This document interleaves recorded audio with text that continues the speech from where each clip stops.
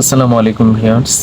আজকের আলোচনার বিষয় হচ্ছে একটি পর্চা বা খতিয়ানে কে কত শতাংশ জমির মালিক সেটি আজকে আমরা বের করে দেখাবো।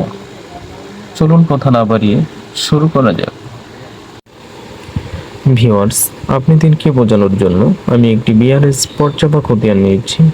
এই বিআরএস পর্চা বা খতিয়ানের 5 জন মালিক রয়েছেন। এই 5 জন মালিকের মধ্যে প্রথম নম্বর মালিক হলো আব্দুল খালিক। আব্দুল খালেকের অংশ হচ্ছে 0.500 এবং দ্বিতীয় নম্বর মালিকের নাম হচ্ছে শহীদুল্লাহ। শহীদুল্লাহর অংশ হলো 125 এবং তৃতীয় নম্বর মালিকের নাম হচ্ছে শওকত আলী। শওকত আলীর অংশ হচ্ছে 125 এবং চতুর্থ নম্বর মালিকের নাম হচ্ছে হাবিবুর রহমান। হাবিবুর রহমানের অংশ হলো 125। পঞ্চম নম্বর মালিকের নাম হচ্ছে জয়নাল আবেদিন। জয়নাল আবেদিনের অংশ হচ্ছে 125। তাহলে এই 5 জন মালিকের সর্বমোট জমি হলো 371 শতাংশ। তাহলে এই পর্চা বা খতিয়ানের মোট জমি হলো 371 শতাংশ। এই পর্চা খতিয়ানের 4টি দাগ রয়েছে। প্রথম নম্বর দাগে হলো 111 শতাংশ জমি, দ্বিতীয় নম্বর দাগে হলো 91 শতাংশ জমি, তৃতীয় নম্বর দাগে হলো 129 শতাংশ জমি এবং চতুর্থ নম্বর দাগে জমি হলো 40 শতাংশ জমি। এই 4 দাগের টোটাল জমি হলো 371 শতাংশ। এখন আমরা এই 5 জন মালিকের জমির অংশ কার নামে কতটুকু অংশ আমরা বের করে নেব। ভিউয়ার্স, এখন আমরা 1 নম্বর মালিক আব্দুল খালেকের অংশ বের করে নেব। আব্দুল খালেকের অংশ হচ্ছে 0.500। এখন এই 0.500 সাথে আমরা মোট জমির পরিমাণ 371 গুণ করে নেব। 0.500 সাথে মোট জমির পরিমাণ হলো 371, আমরা গুণ করে নেব। তাহলে গুণফল আসে হলো 185.5 শতাংশ। তাহলে উক্ত খতিয়ানে আব্দুল খালেক 185.5 শতাংশ জমি মালিক। ভিউয়ার্স, দ্বিতীয় নম্বর মালিক হলো শহীদুল্লাহ। শহীদুল্লাহর অংশ হলো 125। তাহলে এই 125-এর সাথে আমরা মোট জমির পরিমাণ হলো 371 শতাংশ। তাহলে আমরা গুণ করে নেব। 125-এর সাথে 371 শতাংশ জমি গুণ করলে আসে 46.375 শতাংশ। তাহলে 125 পয়েন্ট সাথে গুণন 371 গুণ করলে গুণফল আসে হলো 46.375। তাহলে উক্ত খতিয়ানে শহীদুল্লাহ 46.375 শতাংশ জমির মালিক। তৃতীয় নম্বরে হলো শওকত আলী। শওকত আলীর অংশ হলো 125। তাহলে এই 125-এর সাথে আমরা মোট জমির পরিমাণ 371 শতাংশ গুণ করে নেব। গুণ করলে গুণফল আসে 46.375 শতাংশ। তাহলে শওকত আলীর অংশ হলো 125, এর সাথে আমরা মোট জমির পরিমাণ 371 শতাংশ গুণ করে নেব। তাহলে গুণ করলে গুণফল আসে 46.375 শতাংশ। উক্ত পর্চা বা খতিয়ানে শওকত আলী 46.375 শতাংশ জমির মালিক। 4 নম্বর হলো হাবিবুর রহমান। হাবিবুর রহমানের অংশ হলো 125। তাহলে আমরা এই 125-এর সাথে মোট জমির পরিমাণ হলো 371 শতাংশ গুণ করে নেব। তাহলে পয়েন্ট 125-এর সাথে মোট জমির পরিমাণ 371 গুণ করে নেব। গুণ করলে গুণফল আসে 46.375।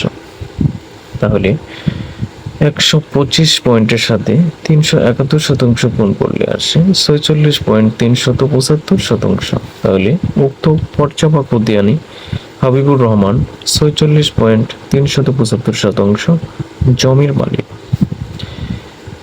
এবং পঞ্চম নম্বরে হলো জয়নাল আবদিন। জয়নাল আবদিনের অংশ হলো 125। তাহলে 125-এর সাথে মোট জমির পরিমাণ হলো 371 গুণ করে নেব। তাহলে পয়েন্ট 125-এর সাথে 371 গুণ করলে গুণফল আসে 46.375। তাহলে পয়েন্ট 125-এর সাথে মোট জমির পরিমাণ 371 গুণ করলে গুণফল আসে 46.375। তাহলে উক্ত পর্চা বা খতিয়ানে জয়নাল আবেদিন 46.375 জমির মালিক। ভিউয়ার্স, উক্ত খতিয়ানের একজন মালিকের এই 4টি দাগের প্রত্যেকটি দাগে দাগে আমরা তার কতটুকু অংশ বা কতটুকু হিস্সা রয়েছে, কতটুকু জমির মালিক রয়েছে তা এখন আমরা বের করব। তাহলে 1 নম্বর মালিক আব্দুল খালেকের এই 4টি দাগের প্রত্যেকটি দাগে দাগে তার কতটুকু অংশ রয়েছে বা হিস্সা রয়েছে এখন আমরা তা বের করে নেব।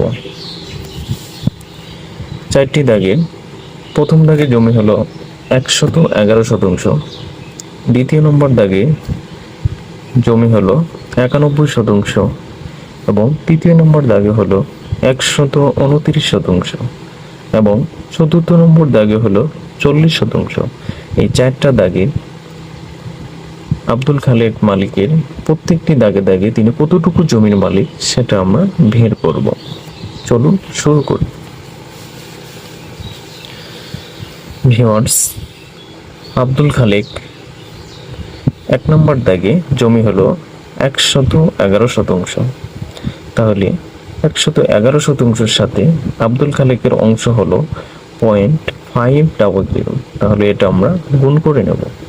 তাহলে 111 গুণন 0.500 গুণন করলে গুণফল আসে 55.5%। তাহলে আব্দুল খালেক 111% জমির মধ্যে 55.5% জমির মালিক। ভিউয়ার্স, দ্বিতীয় নম্বর দাগের জমি হলো 91। তাহলে এই 91%-এর সাথে আব্দুল খালেকের অংশ হলো 0.500 গুণ করতে হবে। তাহলে 0.500 গুণন 91 গুণ করলে গুণফল আসে 45.5%। তাহলে আব্দুল খালেক দ্বিতীয় নম্বর দাগে 91% জমির মধ্যে 45.5% জমির মালিক। তাহলে আব্দুল খালেক 91% জমির মধ্যে 45.5% জমির মালিক। এবং তৃতীয় নম্বর দাগে জমি রয়েছে 129%। তাহলে 129% গুণন আব্দুল খালেকের অংশ হলো 0.500 গুণ করতে হবে। তাহলে 129 গুণন 0.500 গুণ করলে আসে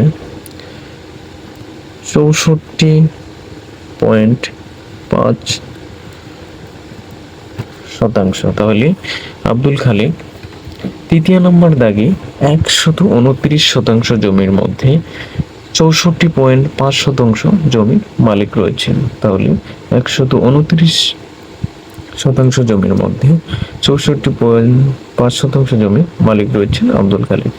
এবং আমরা দেখব চতুর্থ নম্বর দাগে আব্দুল খালেক মানে 40% জমির মধ্যে কতটুকু মালিক রয়েছেন সেটা আমরা দেখব। এখন 40% গুণন আব্দুল খালেকের অংশ হলো 0.500। তাহলে 40 গুণন 0.500 গুণন করলে আসে 20%। তাহলে আব্দুল খালেক 4র্থ নম্বর দাগ 40% জমির মধ্যে 20% জমির মালিক। তাহলে তার 4টা দাগের মোট জমির তিনি মালিক হলেন 185.5%, যা আমরা পূর্বে হিসাব করে নিয়েছিলাম। ভিউয়ার্স, আজকের ভিডিও এ পর্যন্ত। সকলেই ভালো থাকবেন। ধন্যবাদ।